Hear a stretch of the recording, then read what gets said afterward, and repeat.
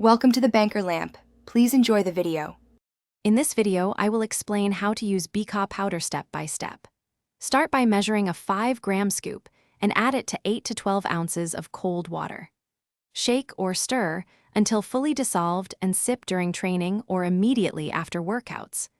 Tailor the dose to your body weight and goals, and consider stacking with protein around meals for better recovery and muscle maintenance. Measure each serving accurately and mix with water before you train to ensure convenience and taste. Drink BCAA during extended workouts or cardio sessions to help reduce perceived effort and muscle breakdown. Use them between meals if you have long gaps without protein to support amino acid availability.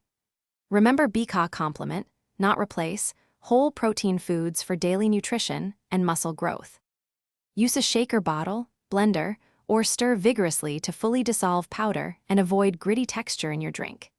Experiment with water volume and temperature to find the best taste and mouthfeel for you. If workouts are long or intense, add a simple carb source with BCAA to support energy and performance.